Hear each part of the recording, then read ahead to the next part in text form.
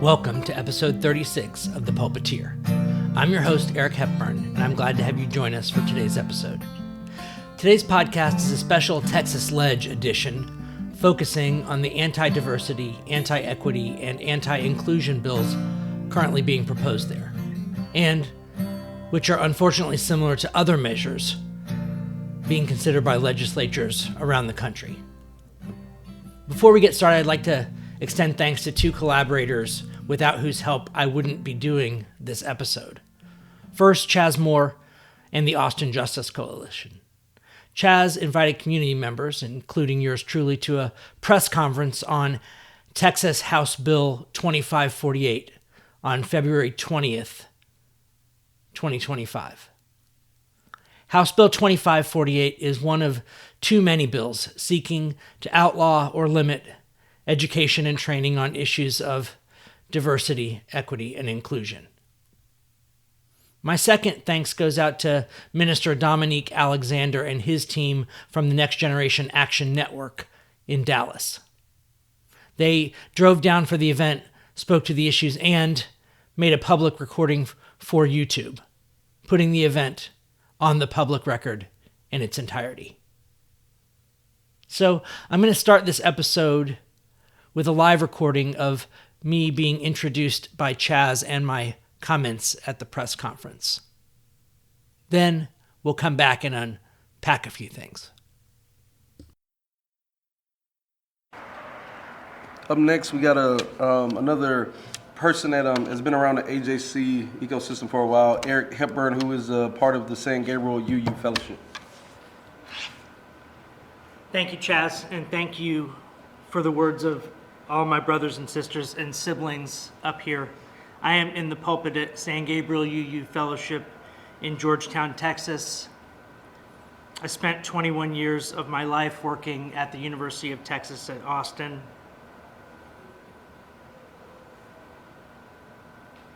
I want to address my comments this morning first and primarily to the White Christian Nationalists who believe that they are doing the right thing with this bill. I walk up to this microphone today with only love in my heart. I'm not here to judge you or condemn you, but I am here to tell you that although you believe that what you're doing is protecting your children, no one can be protected from the truth. Although you believe that God is on the side of the United States of America, I am here to tell you, friends, that there is only one way to be on the right side of God, and that is to do the work. To do the work. The work of being your brothers and your sisters and your siblings' keeper. The work of recognizing that we are all God's children. You have believed you are God's favorite child, as if He were so immature as to have a favorite child. You believe that He has smiled upon your people to the exclusion of others. My friends, it is pure ego. Pure ego that would have you believe that you are God's favorite. We are all God's children. And what God wants for us is healing. So I'm here today to tell you that this bill is not healing or safety or security for your white cishet children. I know that you believe that is true. I understand that you want the myths that you were raised on to be true. Manifest destiny. The supremacy of your people over other people. All of our egos wish those kinds of things were true. But spiritual maturity is to come to a place where we recognize that it is not true. Spiritual maturity is to come to a place where we recognize our equality, our fundamental likeness in the face of such amazing and beautiful difference. For we are all different, and yet, miraculously, we are amazingly the same. You can take the word of the mystics, but you can also take the word of science. The genetic diversity standing behind me today is less than 0.5%. Less than 0.5%. But this bill would outlaw the very inquiries that led us to these understandings. What is the fundamental foundation of democracy? An informed electorate. The only true and real precondition in all of the writings that preceded the formation of our democracy was an informed electorate. And this bill seeks to return us to a state of ignorance that will simply perpetuate the ills that beset us now. A state of ignorance that will do nothing but keep us at each other's throats. Keep us from uniting as fellow brothers and sisters and siblings to bring justice to this world, to bring healing to one another. I want that for everyone. I want it for the white cishet children and all the other kinds. I had a funny conversation with one of the cameramen this morning who said, my cat is one of those very dog-like cats. Well, it's just true, isn't it? Those of you who have been around our animal siblings know that there are some cats who are very dog-like and there are some dogs who are very cat-like. Maybe God is trying to teach us something. Because I see it in my human siblings too. They don't always fit in the box you want to check. But they didn't make themselves that way. They are who they are, and our job is to love and support them. And we cannot do that if we deny them access to the very truths that form the foundation of their life today. We simply deny them the opportunity to understand the challenges in front of them, the healing that must be done, and the truth that we are, in fact, all God's children. We are all God's children.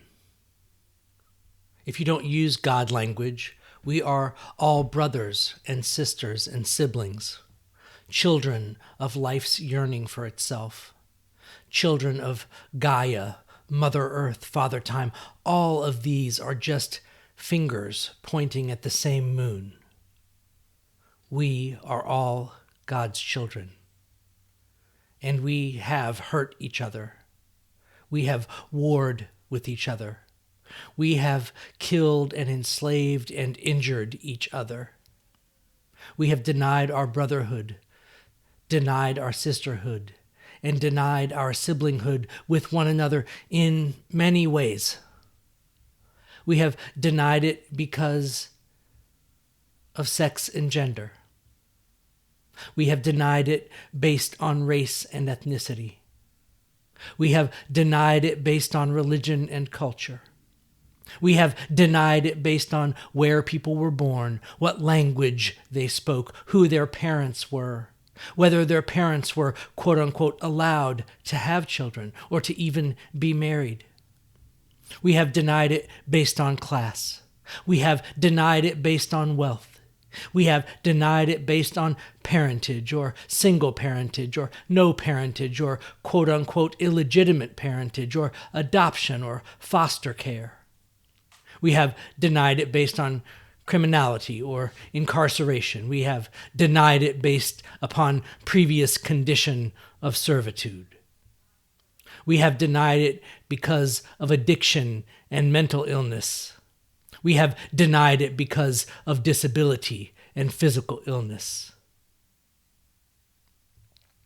After a litany like this one, one begins to wonder, what human characteristic, attribute, or background story haven't we used for the purposes of dehumanization? For the purposes of denying the brotherhood of our brothers, the sisterhood of our sisters, the siblinghood of our siblings? What haven't we used? The answer: we have left no stone unturned. There is not a single thing about being human that cannot and has never been used to dehumanize. To claim that some person or group is better than some other person or group. But none of it is true. None of it is true. The superiority of races or ethnicities, the superiority of caste or class, the superiority of sex or gender, the superiority of sexual orientation or identity, all lies told by egos in search of a way to assuage their own fear of I am not enough, with falsehoods of I am better than others. And we call this identity formation. We call it identity formation, and we forget that it is an early stage in the development of a mature, embodied human consciousness. We forget that identities are rightfully strengthening in the first quarter of life, but should be waning in the second quarter, ready for dissolution and rebirth at the midlife. Ready for the butterfly of wise elderhood to spring forth from the shattered chrysalis of identity. But so many of us have lost these teachings. We have not had a critical mass of wise elders among us to show us the way to break free from that chrysalis. So too many of us become deformed butterflies, mangling our wings and trying to hold still, to keep the chrysalis intact, to keep ourselves from flying, because we think that the chrysalis is who we are. We think that the chrysalis, the identity we worked so hard to build, is who we are. It isn't, and it can't be.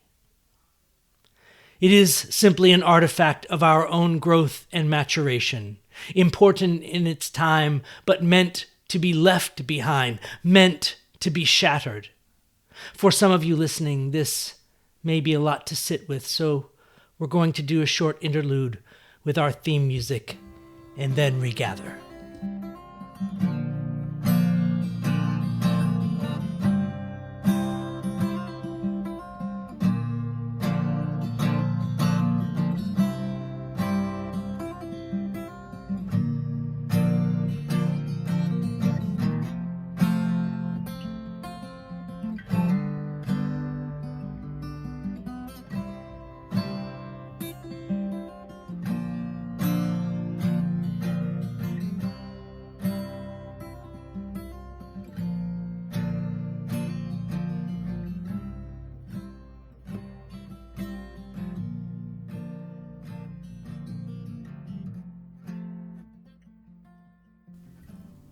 So we've talked about these bills as an expression of white Christian nationalism. And we've perceived the mistaken supremacy, the ego-driven and insecurity-induced supremacy that underlies them. I want to do a couple more things in this episode. First, I want to reiterate what I said in the press conference about the positive intentions behind these bills. To the authors and supporters, you think you are protecting your children from falsehoods. I will not claim that either justice movements or academia are free from falsehoods. What I will claim is this: that the search for truth must be a free and open search that includes all of us, if we plan for that search to be fruitful. That God gave us minds and hearts, guts and bodies, in order that we might learn to use them together in the service of each other and the divine, in the service of thriving life. You think you are protecting America and the culture of America from what you perceive as corruption and impurity and impiousness. What I will claim is that you are perpetuating corruptions that are already metastasized cancers in the heart of America. Bigotry, supremacy, toxic versions of masculinity and whiteness, and entitlement to the exploitation of both people and nature. These corruptions are being healed slowly but surely by the very research and practices and teachings that you are seeking to thwart. By thwarting them, you are not leaving the legacy for your children that you envision. A white Christian nation that has God's favor. You are instead working against God's wish for health, healing, happiness, and wholeness for all of God's children.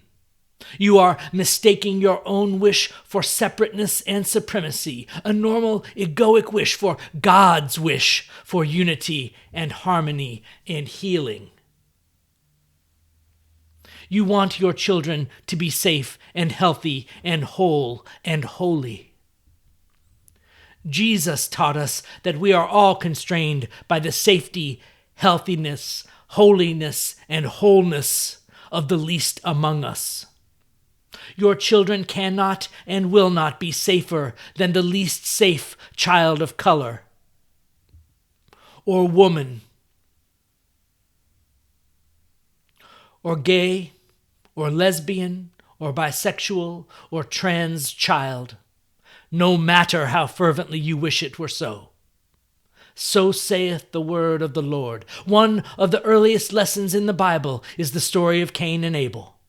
It is a simple lesson. You are your brother's keeper, and you are your sister's keeper, and you are your sibling's keeper. God is not asking you to tolerate others. God is demanding that you love them, that you treat them with kindness and compassion. If there is judgment to be doled out, it belongs to God, not to you and not to me. Second, I want to give you just a sense of the negative unintended consequences of this bill. An analysis not terribly different than the impacts of other similar legislation. This bill would prohibit mention of the following terms in any required course outside of racial, ethnic, or gender studies programs.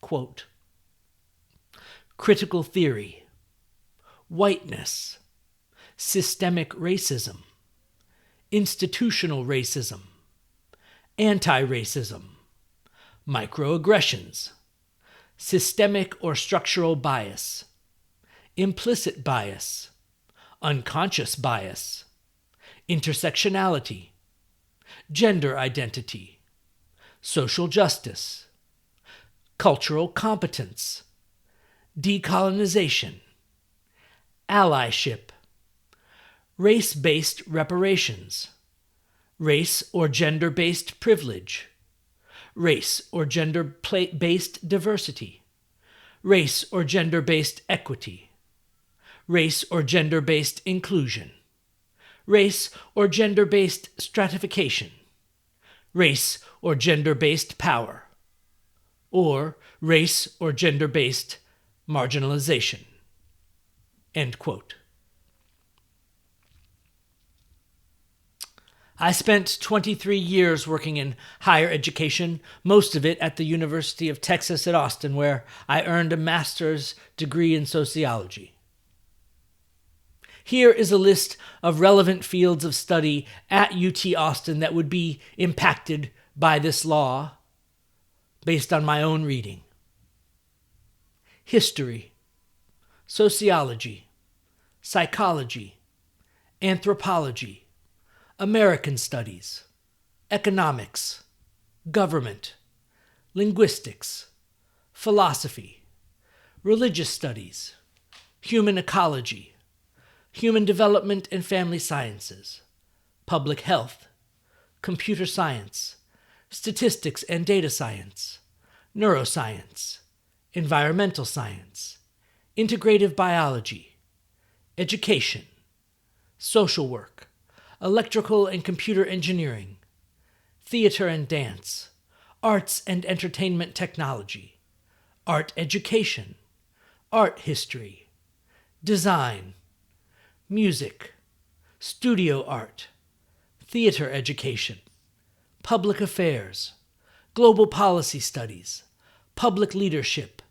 business administration, business analytics, marketing, management, technology commercialization, journalism, advertising, communication and leadership, communications, public relations, radio, television, film, architecture, interior design, architectural history, community and regional planning, historic preservation, urban design, sustainable design, informatics, information study, information security and privacy, law, nursing, and last but certainly not least, civics.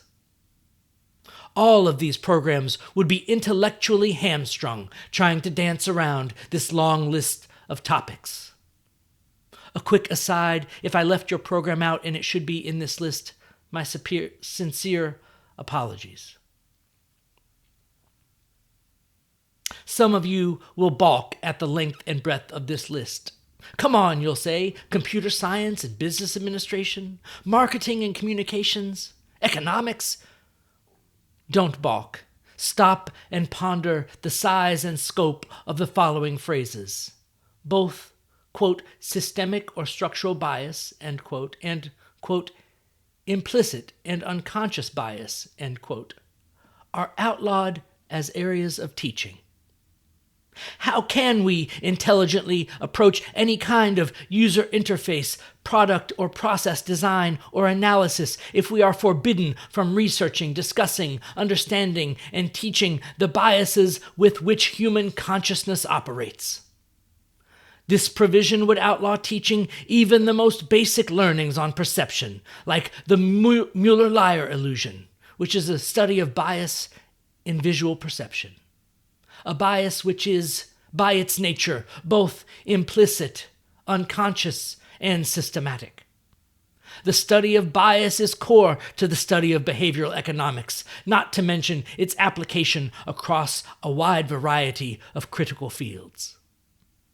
And since I used that word, critical, what does it even mean to ban critical theory? You know what they mean, you'll say. No, I don't. I only know what they said. I will know what they mean when they say what they mean.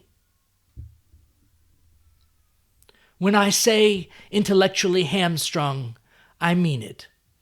I want you to imagine the University of Texas at Austin and all of the other public universities in Texas, with 2/3 of their degree programs shriveling up and dying because they can attract neither the faculty nor the graduate students required for a healthy academic department to thrive.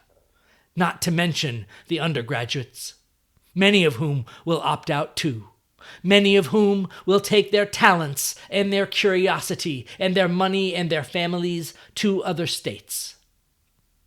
The economic progress you say you value will wither and die along with it. If you'd like to see a fictionalized version of what this might look and feel like, I recommend Hulu's series The Handmaid's Tale. I invite you not to mistake dystopia for utopia. And this path, this anti-diversity, anti-equity, anti-inclusion path that you are cheering for, it is a path of enforced ignorance that will only serve to ensure that your children and our children will all continue to suffer for the sins we refuse to make right. And I implore you, Choose healing instead. Choose to be a keeper of your brothers and sisters and siblings' well-being. For we can thrive together, but no other way. Amen. Until next time, thank you for joining us on The Pulpiteer. If you enjoyed the podcast, you can help others find it by liking and subscribing. If you're so moved, you can even leave us a review. All reviews will be gratefully received. If you'd like to support the podcast directly, you can make a donation at sangabrieluu.org/give. The Pulpiteer Podcast is a production of the San Gabriel Unitarian Universalist Fellowship of Georgetown, Texas. The podcast is hosted by Spotify, and theme music is by John Faber. The podcast is produced and performed by Eric Hepburn.